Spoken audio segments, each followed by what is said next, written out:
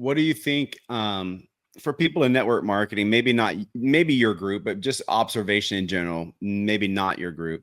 Why do you think some people make it to that transition? How is it that some people do make it over the hump? They do end up becoming full-time networkers, earning a lot of their income from a network marketing opportunity. Why do some make it and most frankly don't? What, in your Yeah. opinion? Yeah, I think they're not giving themselves enough time to learn the skill set. I think a lot of people come in with an expectation that it's going to happen quickly, that they're just, um, the sales are just going to pour in. It's going to take very little effort. And part of that, it may be on their enroller's fault. They kind of set false expectations saying it's easy. The product sells itself, and so all these things that convincing people to join, and they come in with a mindset like, oh, this is going to happen fast.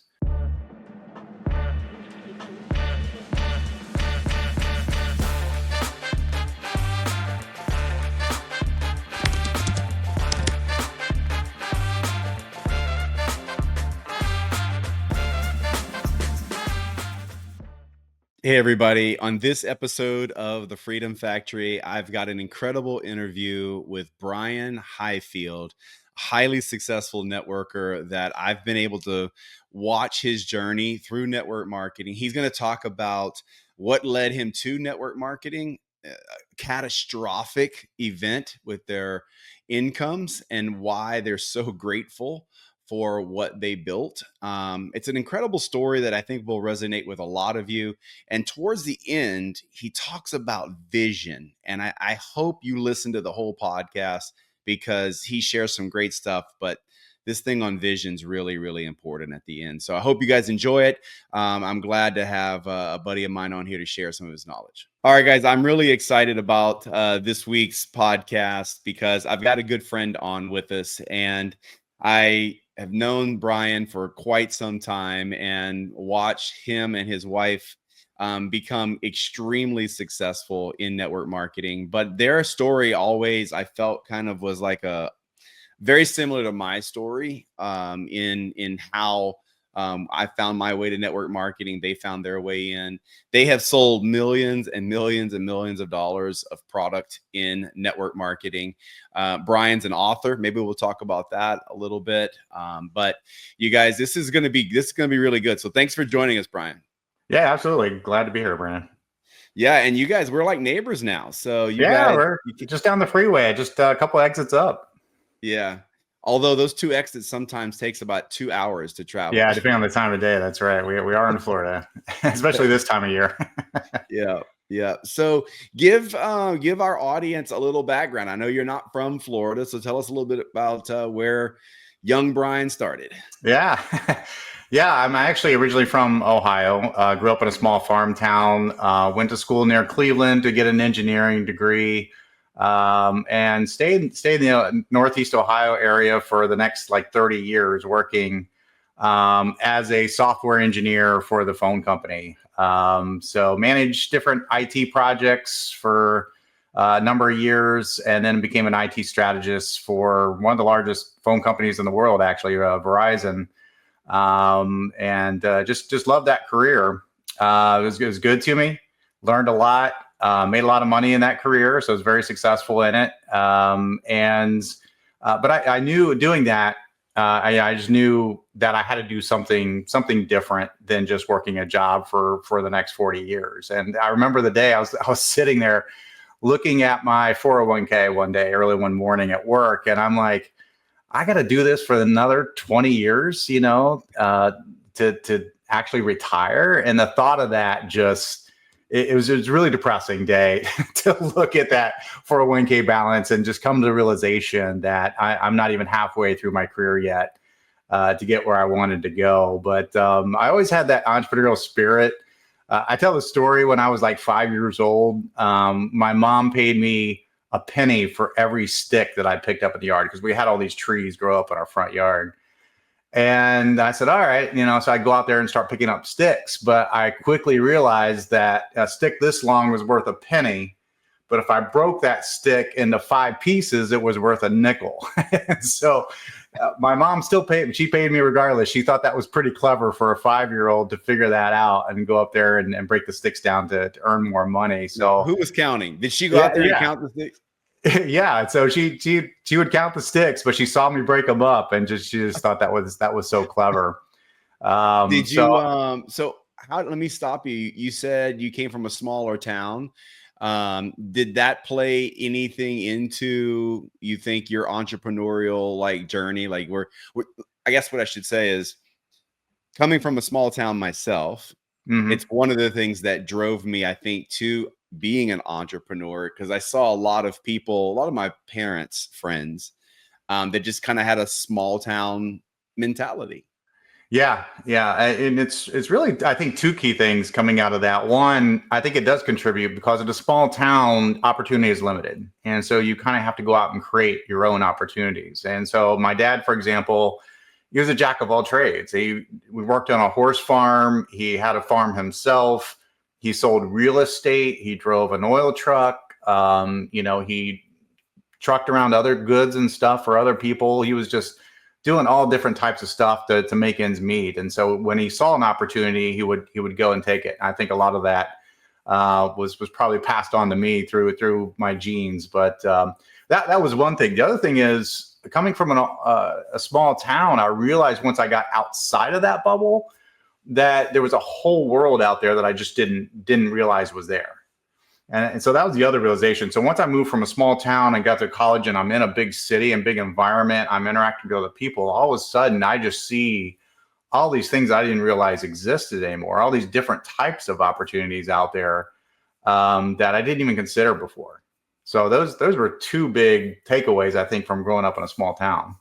Did your mom, was she a stay-home mom? Did she have to work outside of the house? What did that Yeah, look like? she worked as well. Again, my parents had 5 kids. I'm the youngest of 5, so they had a big family and relatively small house. I would say we were lower to middle income, type of household. And we had a 3-bedroom house, 5 kids, 7 people total in the family with a 3-bedroom house with one full bathroom. So that's the environment we grew up in. And so being the youngest of 5, I got to learn from the experiences of my older siblings as well. And my brother inspired me quite a bit. He was valedictorian of his class. He went to Air Force Academy. He had a long career as a Air Force officer, involved in several conflicts. And so he helped me inspire to see that there's a bigger world out there because before that, my plan was to go to a technical college and become a technician of some sort or some sort of vocational job.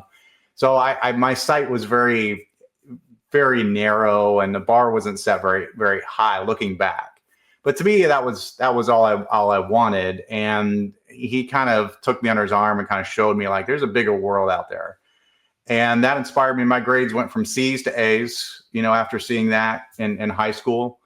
And I graduated, not the top, but near the top of my class in order to, be accepted at a top engineering school and just go out there and see what the world had to offer. And you found out the world had a 401k to offer. Yep, I found the 40-50 plan. So, I found, and I thought that was, I thought that was it. I was thrilled, to be making what I was making right out of college. I mean, back then in the 90s, if you could spell IT, you could get an IT job. I mean, the industry of information technology was booming back in the 90s, and every company in the world needed programmers. And so again, we hired people that had no business being in IT just because we needed bodies. And so you could do very well in the IT industry back in the 90s. So at the time I thought, man, this is it. I made it. This is great. But a few years in, like I said, looked at my 401k statement and realized, like, gosh, I really don't want to do this for the next 30 years. 5 years was enough for me. I thought I'd learned it, and I was looking for something else. I was really hungry for something else. So you're married with a child. So take me through like what that time, how did that contribute to where you landed today? I mean, you didn't find your way to network marketing immediately. So, how old were you? Like, where were you in life? Married, single, when that No, I was 401 single. revelation? Holly and I were just dating at the time, so no kids yet. We were dating, and so like I said, I knew I had to do something different. I wasn't sure what that was, so I went to what I knew, which is like, okay, I need to start a business. Now, I kind of started a side business as a hobby. I coached high school volleyball. I played volleyball in college, so I coached high school volleyball for a number of years. And I started a travel club. So anybody who has kids that do travel sports, I was the organizer. I was the director. I created this club for girls to play volleyball. And I saw a need there, and I just did it as a hobby. I loved it. I wasn't doing it to make money. I wasn't starting it as a business. And that quickly grew into a big business because kids sports was just booming in the 2000s. 2010 era. And we went from having 50 girls to over 600 girls playing in our club in just a matter of a few years, and became one of the largest clubs in Ohio. I enjoyed it. I loved it. And it did turn into a business. And so I thought, well, maybe this is something I need. I started to understand business a little bit more and started looking for an opportunity. So I started looking for other things. I wanted to open a restaurant at one time. This is all I knew. I didn't know anything about network marketing, didn't know it existed. And but I was just looking like, well, I got to start businesses and grow businesses. And that's how I'm going to get out of this, 401k working, for 40 years and at a desk. And so that's at the point where network marketing found me. Okay. Because it was one of my fellow coaches in that volleyball club who was in network marketing. He had just joined a company. He was really green, really fresh, and sent me a video and said, hey, can you watch this video? And I watched it, and it was about a product, and I was super intrigued about that. And then he's what like, was hey, his approach? Tell us, do you remember what his approach was? Because it's really simple. He just said, hey, are you at your computer? And I said, yeah. He's like, hey, watch this video.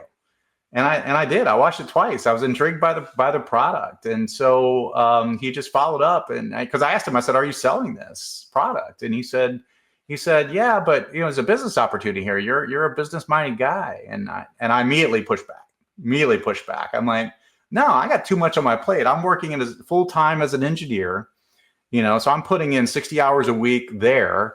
I'm running the state's largest travel volleyball club. I have 100 coaches on staff. That's taking up and I'm coaching a team myself, traveling all over the country, coaching a team. That's taking up my nights and weekends. And here he's saying, here's another business." And I'm like, no, thank you. I didn't think I had any time. I want to dig in for a sec, though. I want to dig in for a second because as well as I know that, the majority of this audience is people who are not full-time networkers. They're wanting to become full-time networkers. They're wanting all that can give you. And I know you found it, and I found it through the journey that not everyone's going to listen to you. Like you're going to do these invites, and not everyone. It's not going to land on everyone's ears. My observation is obviously as you become more successful in network marketing, your invites land a little bit better. But this guy, I'm very intrigued with the guy that introduced you to this, because it's my belief that how people view us has a lot to do with if they're going to listen, or how the invite, like people get so caught up on scripts and invites, and scripts are good and they are important if you're completely lost. But I feel like what's more effective is if you have some type of respect in your circle. So I'm really curious with this guy, like, what was his background? Did you know he was somewhat successful? Like, what made you listen to him or even watch the video? Yeah, I guess it came down to someone I trusted. I didn't know much of, we weren't great friends. He was an acquaintance at the time. We became good friends through this process, but at the time, he was just an acquaintance. He was a coach in my club. His daughter played on my team. So I got to know him and his wife a little bit through that. I didn't even know what he did for a living. Okay. And I knew he was somewhat successful, whatever job and career he had. But again, it was just someone that I knew very little of. but had at least an element of trust that I would listen to anything he said. It was kind of out in the ordinary, right? Because he doesn't normally reach out to me. So here's someone I don't know that well reaching out to me saying, "Hey, are you by computer? I got something you need to see." But maybe And then it was just the simplicity, like you said. It was like yeah, a real simple invite, like, "Hey, are you in front of a computer?" Like, nothing more than that. right. It was simple, and it just piqued my interest. I'm like, this guy usually doesn't reach out to me. I wonder what he has. And so there was a curiosity aspect. I love the urgency of that too. Like, instead of getting to this wordy invite and, Yeah, can I send you the link? And if I send it to you, like, are you like right now? Are you in front of a computer? Right. right, right. It was just right then at the moment. And so, after a little bit of back and forth, again, I pushed back on him because I didn't want to start another project. And then I thought about it. I said, let me look at it. Let me look at it a little bit more. And then I started to see it was network marketing, but I didn't even know what network marketing is. When someone said network marketing to me, being an IT guy, I thought it had something to do with computers. Oh, it has something Networking. to do with networks, right? Yeah. So I didn't understand at the time. And I said, let me look in this. And I didn't understand the model. I didn't understand leveraged income at the time. That was a new concept for me. And didn't understand it for a little while after even. But after looking at it a little bit, I saw there was an opportunity there. Even though I didn't feel like I had time to go and capture it, I saw an opportunity. And then what sunk in was the fear of missing out. It was FOMO. It was because I saw potential of this. I said, this could be a huge deal. And what if I say no? I'm going to miss out on something really, really special. Was it okay? So he shows you this video. Is What was it? Is that where it stopped, or did it go to like a presentation? Did you what did that process? How did you get to the point where you go, hey, I'm going to miss out? Was it just that Yeah. video that you're like, hey, I'm missing out? Yeah, it was a video, and then he sent me a website. There was no formal presentation. There was several small conversations. He just kept following up with me. I think I want to guess like maybe 10 times, maybe it was 5, but it was a number of times that he had to call back and follow up because it wasn't top of mind for me.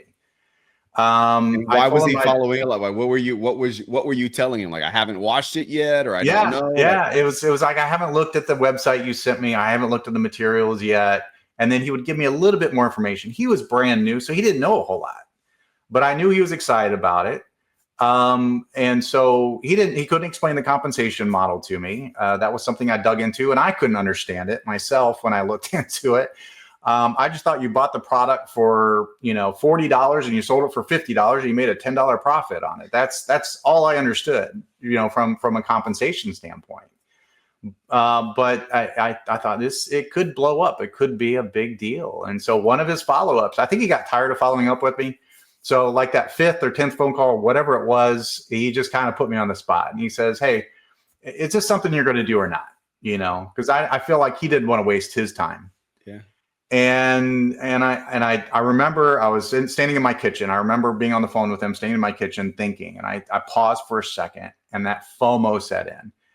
And I said, I can tell him no. He'll understand. He will completely understand if I tell him no, because he knows how busy I am. And so that thought cropped in my mind, but then the FOMO just overcame everything else, trumped it, and it just said, you know what, just say yes. You got nothing to lose. Say yes. We'll figure it out along the way. So I said, all right, I'm in. What do I need to do? And so he sent me an enrollment link, and that's how we got started. That's cool. That's cool. I love trying to put those pieces together for my audience, because I think a lot of times people think they're missing that perfect script. They're missing something because they're not getting the enrollments. They're not getting people. But, what I heard here is it was a simple invite and there was some urgency to it. Like, hey, what are you doing right now? Mm-hmm. And then I also heard that he did have to follow up. Like there was a process there, but he still kept his posture. Like he said, are you in or out? Like, Right. I think that's important too for the audience. Yeah, absolutely. And again, he didn't know anything. He couldn't explain anything. He couldn't explain to me how the product worked. He just showed me a video. He couldn't explain the compensation plan. He just pointed me to the link to the compensation plan. And he couldn't explain the opportunity. He just pointed me to a resource, a tool that explained that for me. So those were the tools he used. And so I assumed he didn't know much more than that. He just knew how to direct me to the tools. Yeah. Yeah. So you guys get in. So walk us through what that first couple of days, weeks, months, what did that feel like? What did you experience? Yeah. Well, let me stop you because it wasn't both Holly and I, because she was very resistant against this, by the way. Oh, So, okay. so Okay. in the beginning, I got invited to a couple local meetings, and I resisted at first, but I'm like, you know what? I'm going to go check it out and hear it from someone else. So I'd go to a meeting. There was a leader coming to town, who could do an actual formal presentation, because I hadn't seen one to this point. Mm-hmm. And so I started going to one, and I started absorbing more and more. And I started dialing into conference calls, and I started to see some online meetings and learning a little bit more. And I became a sponge. I'm like, I really am intrigued. I really need to know more about not only about the product, but the industry and how to do this business. Holly saw that as me taking time away from her, because I was always off. She would finish work. We lived together at the time. I gave her my upstairs office. And she's always up there shouting at people over the phone. She's in these meetings, and she had a lot of, and you know Holly, so you can see her doing this, right? She just had a job. She was just in a job that she just didn't like, and I could hear her. But she would come down, complain about her day, and I'd be like, I got a meeting, I got to go. And she got really frustrated with me. Yeah. So we weren't both on the same page at the time. But that's the first few months was just me absorbing. I enrolled my best friend, and he had a level of trust, and he was my easiest enrollment. And I just said, hey, you're going to do this with me. And he said, okay, I trust you. Let's do it. Yeah. So he was my first enrollment. My mom enrolled because she loved the product. So I enrolled my mom, I enrolled my best friend, and I had 2 people with me for a couple months. I mean, that's all I really asked. I didn't really know what I got into. I didn't know what I was doing. But I was intrigued, and I just kept learning more, and just became a student, and trying to just attend any meeting I could. But I kept getting phone calls from my upline and trying to encourage me to go to an event. Okay. And I had every excuse in the book. I'm like, I got a big project at work. No, I'm coaching a team in Kansas City that weekend. I can't do it. And it took a year. It took a full year before I went to my first event. And I ran out of excuses. I didn't have anything. So they said, hey, our convention's in April. Are you going? And I'm like, yeah, I guess I'll go. I'm out of excuses. I'll go. And I'm glad I said yes, because that was the life-changing event for not only me, but for Holly as well. Because finally, after a year of doing this and doing my own digging and attending a couple of small little meetings here and there, I finally got to a big room with 3,000 people who saw the vision. And I hadn't seen the vision before. I took that event to see the full vision of what network marketing was, what was possible, and how to do it. And so a light bulb went off, and it was the pivotal event, pivotal moment, I should say, that attending that event that sent me down a path of like, I see I have a vehicle to actually get to where I want to go. I now have a mechanism to get my time back, and achieve everything that I want to achieve. And now I'm surrounded by people that share the same beliefs and can help me do this. And I saw a support team there. So how'd you get Holly on board to be at that event? So she didn't go to that event. I went by myself, but I came back, and I was fired up. I'm like, I get it now. But it was a moment where she, she had a hard day at work, and she came down, and she's just complaining about her day like she did every day. And I was the good fiance at the time, just, listening, being the soundboard. Okay. Being empathetic. But again, I had something to get to. I'm like, I've got to go to to a network marketing meeting. Right. And she's like, well, she just blew up on me. And I remember looking at her, and I said, you don't get it, do you? And she said, what? I said, I'm doing it for us. This is the answer to what you're looking for. I said, this can be a mechanism for you to getting out of that job situation that you hate so much. And she immediately changed. She's like, really? I said, I'll make you a deal. If I get to this point where we're making enough income, then you get to leave your job. You leave your job first, I'll stay in mine. And she's like, okay, I'm listening. I'm open now. But it wasn't until the following event that I got her to that event. And all of a sudden, the same thing happened to her. She saw the vision. She saw the support team. She saw all these different things that she couldn't see before at that event. And from that moment, she was in. We were locked together, working together, and building, trying to build our empire. That's awesome. So obviously, events, right? Especially the big events, just critical. Yeah, life changing. I mean, you leave there a different person than you're going in. It's an investment in yourself. People look at it as expense. Oh, I got to take time off of work, or I've got to get a plane ticket, or I've got to drive, several hours and spend a weekend, away from my family. But it's just the wrong mindset. You got to look at it as it's an investment. It's going to propel you forward. It's going to shorten your learning curve. It's going to build your belief. It's just going to transform your mindset. I mean, there's so many benefits to those events that I didn't see before. I resisted them. Like I said, that took a full year for me of resisting events before I finally caved, went to my first one, and then just never missed one since. Yeah. I tell people, because we all have people in our teams, whether our personal enrollments or just teammates, that are kind of stagnant. They're not doing anything. And I tell, and their uplines will come to me and go, man, they're just not doing it. I don't have anybody doing anything. And my response is, well, your only chance of anything happening is two things. Either something drastically happens in their life where they realize, hey, maybe I should be working with Brian. Like maybe that thing Brian's got, like I should listen, or we should go do that thing. Or you get them to an event. And so I don't want anything bad to happen to people. So I'd rather just get you to an event. And I would tell them, like, listen, if you don't know if this is for real or not, why don't you get to the very next event so we can figure this out so that you can get on with your life if this is not for you? How about let's just figure it out faster than slower? It's faster, better than slower. And I still do that today. I tell it to people all the time. Like, do you have any concerns? Do you have, like, deep down, are you worried about something with this opportunity? And if they're being honest, there usually is. And then I'll tell them, why don't we get that resolved sooner than later? And they're like, that sounds good. I'm like, okay, meet me at the next event.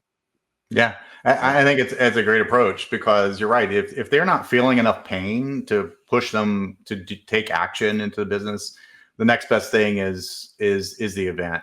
And I've never had anybody go to an event and say that was a waste of time.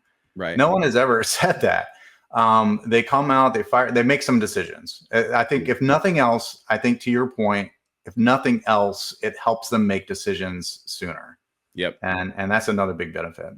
Yeah. So for those listening, guys, not only do you have, if you want to go full-time in network marketing, you have to be at the events, and then get people there. It's just really that simple. So, tell us before we transition out of you and Holly's journey here, because I got some other questions specifically of what it looked like when you guys started really working this thing. Cause it's not rainbows and unicorns for everybody. Tell me, I know the second half of this story. So you had this long-standing job. Holly had this job. Tell everybody what happened after you guys did make this thing successful. Yeah, I mean, it took us 2 to 3 years to get to a point where we feel like, okay, we're successful in this now. This is going to work out. And because we told ourselves we're going to give this 2 to 5 years, regardless. And because what's the alternative? The 40-50 plan. So we said we're going to give this 2 to 5 years. So we about 3 years in, we got to a point where like, okay, this is going to work. And we had some success. In fact, we went to a big event. We got back on Sunday late, from that event.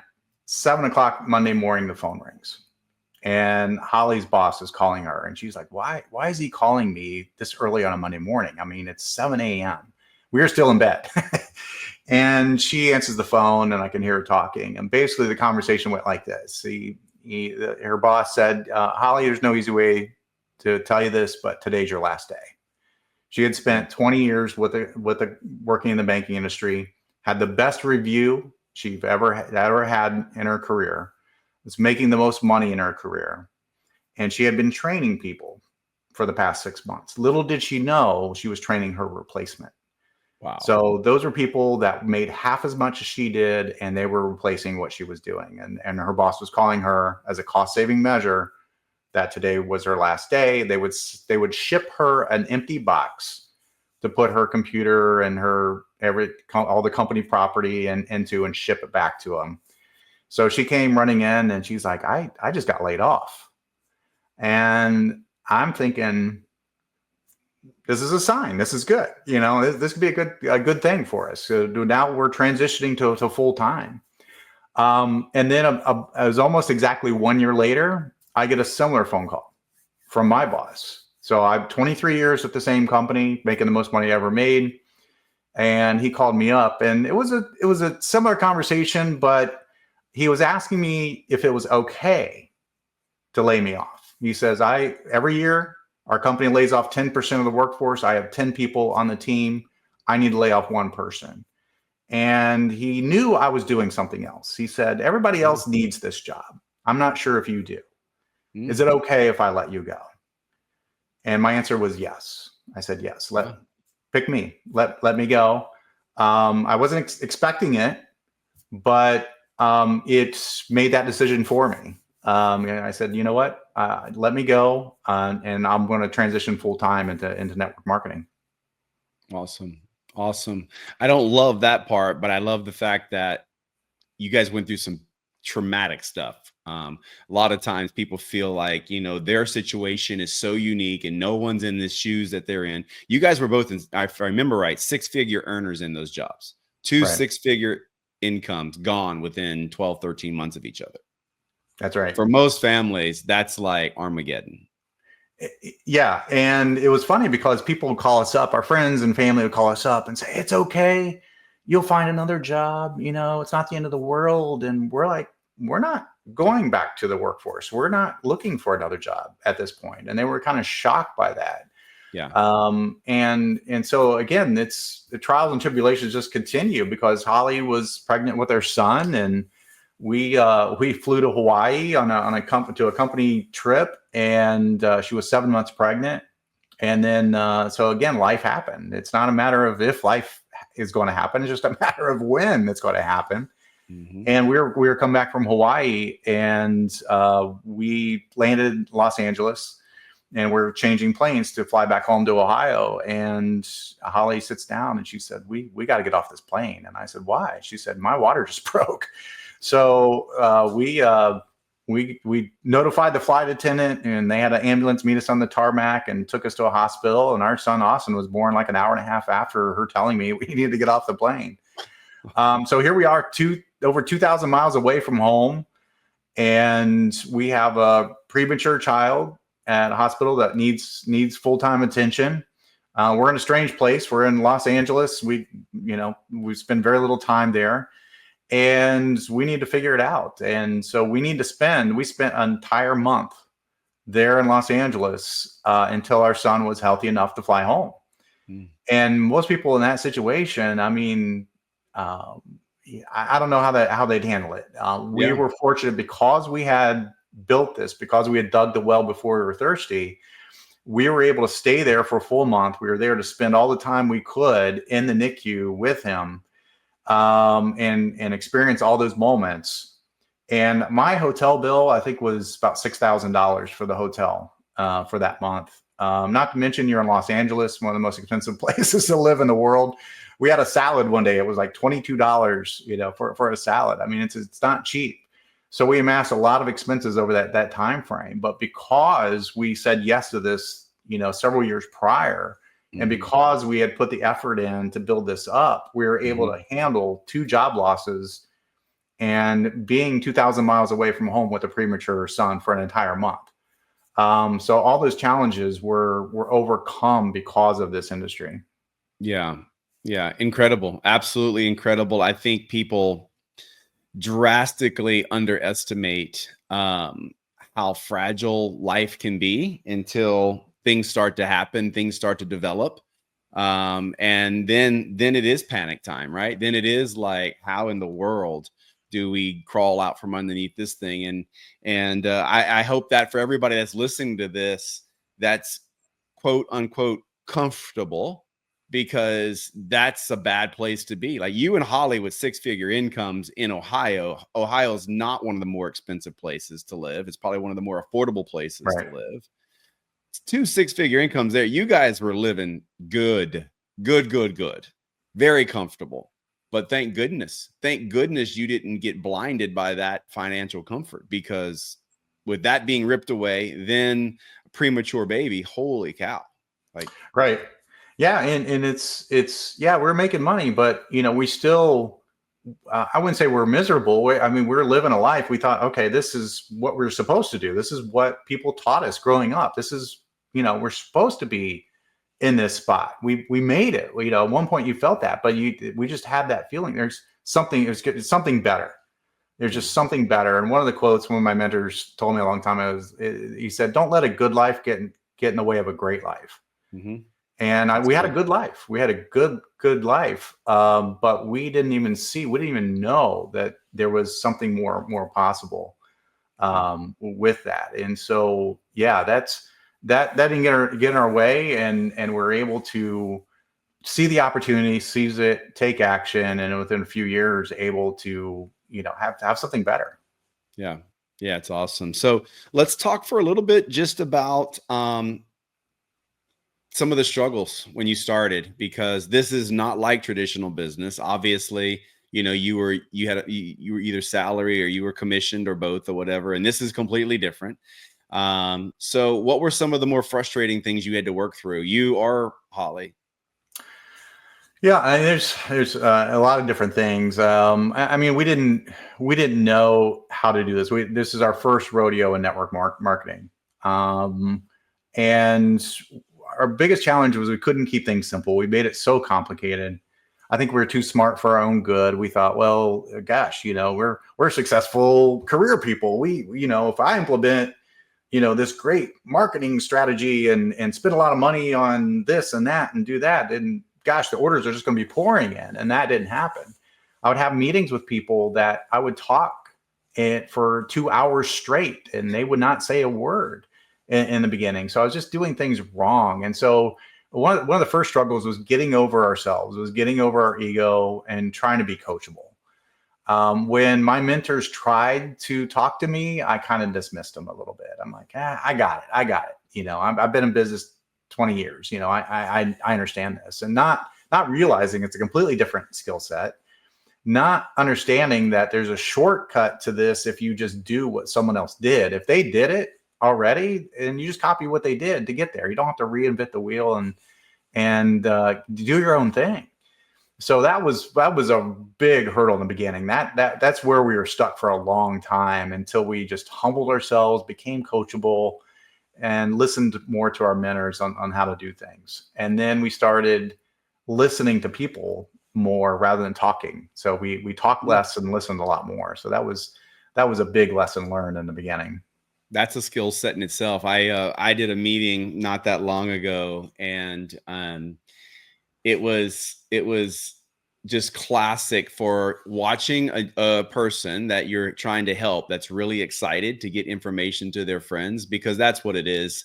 She's really excited, but I was observing the prospect, and the prospect could not get a word in inchwise, and I'm just thinking, oh man, like I wonder if we're going to be able to seal this deal. But you could just see the enthusiasm oozing out of this distributor. But that is a problem in the beginning for new people, is they just literally don't listen. They do all the talking, huh? Yeah.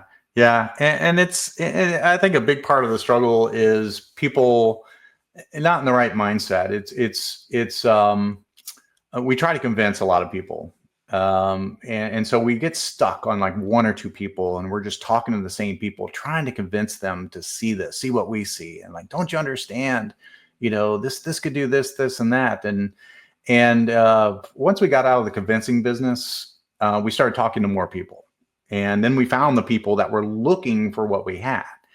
But we spent so much time trying to convince people that they should be buying this product or they should be doing this business, and telling them all the great reasons why. And we thought we were right, and it just wasn't right for that person, wasn't the right time for them.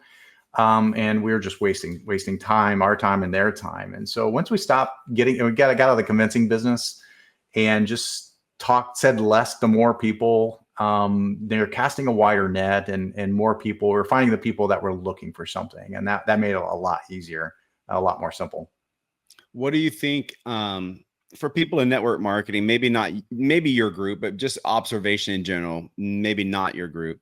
Why do you think some people make it to that transition? How is it that some people do make it over the hump? They do end up becoming full-time networkers, earning a lot of their income from a network marketing opportunity. Why do some make it and most frankly don't? What, in your Yeah. opinion?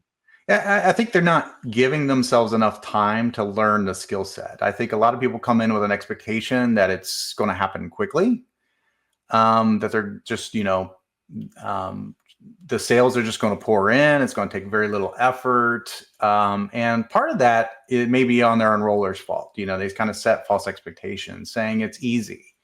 The product sells itself, and so all these things that convincing people to join, and they come in with a mindset like, oh, this is going to happen fast, and they don't give themselves to really learn the skills. Like this is a profession just like any other profession, and doctors go to school for at least 8 years, to become a doctor. And a lot of professions require a lot of schooling, and a lot of people think that they're going to make $1 million in just a couple months with this, or a significant amount in a couple of months. And when it doesn't happen, a lot of people will say, oh, this doesn't work, and they jump out.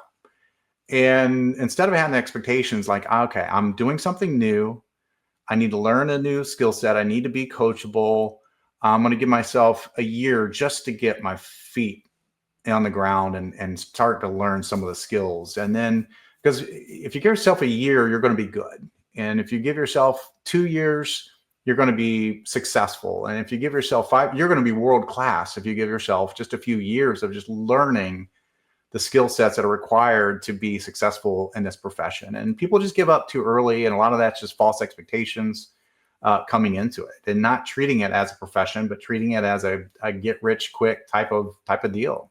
Mm-hmm. What was maybe one of the biggest obstacles for you coming in? We all face obstacles. We all have moments where we think, should I be throwing should I wave the white flag on this thing? What were some of the obstacles for you that you had to face and overcome? Yeah, I think the biggest one, because I remember a point where we got really stuck, and people were surprised because we had a little bit of success, and then we just got to a point where it's just like flat for a long time. And yeah, I thought about giving up. Like people always disappoint you, I shouldn't say always, but a lot of people disappoint you. And so you have to have an expectation. You're going in to someone may disappoint you. Someone who maybe said, yeah, I'm going to join that thing, I can't wait to get started, I'm going to kill it. And then they go into the witness protection program. You never hear from them again. So we had a lot of that, and we just got flat. And I was just unhappy with how things were going. Thought about quitting. Is this going to work? Had all these doubts. And then what changed it is I kind of went to an event. And at the event, I don't remember who said it. I don't even remember exactly what they said, word for word. But what came across to me was an epiphany. It was a realization that I was holding myself back. It wasn't everybody else's problem. It was mine. It was an issue I was having because I kept coming up with what I called reasons why my business wasn't growing. Because I was still working at the time. So I got a big project at work. That's a reason why I can't put more time into my business. I got a big tournament for volleyball, this weekend. So, I was coming up with all these reasons. And at that event, I had an epiphany. I'm like, those aren't reasons, those are excuses. And I was calling them the wrong thing. Reasons sound, well, yeah, they're justifiable. That's why. That's okay. That's your explanation. But excuses put the ownership back on you and say, well, wait a minute. Are they really reasons, or are they just my excuses of why I'm not spending time growing this business that I want to grow and why it's not growing? And once I started calling my reasons excuses, my mindset changed, my focus changed, and I started picking up the phone more. And all those moments started making more phone calls, doing more meetings. And that led us to one of our superstar leaders on our team was shortly after that moment. After I had that realization, I started picking up the phone. That phone call led to a meeting where someone showed up who became a big leader on our team. So that was a huge challenge. Just that mindset that I was making a lot of excuses, but I called them reasons to justify why my business wasn't growing. Powerful point. I mean, people will justify just about anything, and it leads kind of back to that thing of comfort. I think we talked about that already here. Usually, when you're feeling comfortable, you make excuses or you make reasons, right? Like they're excuses, but you're calling it a reason, but really it's an excuse. And that's to kind of keep you in this comfort zone, because outside of the comfort zone can be very painful. It can be very difficult. And I think I realized that early on. So I think that's a great point, is that if you've got a list of reasons, then probably very little chance you're going to have success or be able to go full time. That, like, you need to have a lot more reasons to do this than not. Like, it's okay to, let's look at it that way, right? Like, if we're going to stick with the word reason instead of excuses, your reasons to do this need to be twice as long as your reasons to not do it, right? Would you agree? Yeah, absolutely. And that's going to motivate you. That's going to push you and see the realization that this is where you need to be spending your time and not being stuck where you are. Yeah. So to kind of wrap this up today, it's been good. Now that you guys are on the other side, you've earned millions of dollars in network marketing. You got a successful business, growing successful business. Give everybody a little insight into why it was worth it. Like, what do you experience today, whether it's family, business, whatever? Why was it worth it to do this? Yeah. And the realization and the whole driver of it boils down to, I wanted more time. I didn't want my time to be dictated by someone else, whether it be, someone like a boss, chained to a desk, answering to other people. It was spending time. And so we knew we wanted to get married. We knew we wanted to have a family, and we knew we wanted to spend as much time as a family as we could doing the things we wanted to do. I wanted to be the dad on the field trip. You see a lot of moms on field trips because maybe they're stay-at-home moms, but you don't see a lot of dads. And I wanted to be that dad on the field trip. And so that was kind of the vision, is I want to have the time to do those types of things. And time's just so important. I saw a statistic, especially if you have kids, and this may resonate with people with kids, is if you have a child, you're spending maybe 19 years of total time with your child from when they're born to when you die. 19 years. The first 18 years are from when they're born to when they turn 18. And the 19th year is spread across from that point when they move out of the house. Wow. That's all the time you have with your kids. Well, if you're in a full-time job, both like two parents working, and you have a nanny or a teacher or school or something spending the most time with your kids, and you're not, that was an untenable situation for us. And we didn't want that. And so the whole driver for us was getting your time back. And once you get that, once you're able to have leveraged income where you built a financial machine, you built that asset that's paying you back after building it, then that frees your time to do things like, I was able to write 3 books. I was able to spend all the moments I wanted to and want to with my son now. I can be that dad on the field trip. I can coach his baseball team. I can do all these things that if I was still working, I could not do. And I shouldn't say often, I sometimes think, man, what if I had to go back to work? And I get this feeling like, oh my gosh, a job, going back to that and not having the time and the opportunity to spend, with our son and do things as a family. And we just got back from a cruise. I should say another cruise, because we like cruises. We go on vacations quite often to spend as a family, because I want my son to experience things that I couldn't experience as a child. But I want to make sure that he is experiencing as he's growing up. So that all has made the effort, the challenges, the trials, the tribulations, everything worth it for us. And it wasn't 20 years of doing it. It was 3 to get it to a point where we had success, and we can grow up from there, and we start to do these things. Even if it was 6, even if it took you double, would you do it again? Yeah. Yeah, for sure. It'd definitely be worth it, because what's the alternative? The 40-50 plan, working to 40, 50 years at a job. Yeah. And so it became this whole process became eye-opening for us, and we're trying to cast that vision for others. And that's what we're trying to do. And that's a hard thing to do. It's hard to get people to see a vision sometimes. And so if you get just a little bit good at how to cast vision for other people, you're going to have wild success in this industry. And so that's what we've learned through this process, and that's what's made it all worth it. That's awesome. Yeah. And I agree. Time is, and I think that's what a lot of people would agree with you as well, is time becomes extremely important and valuable, more valuable than the actual currency you make making money. Because you can't buy time, but if you get leverage, you kind of can buy time. You kind of can buy time if you get leverage.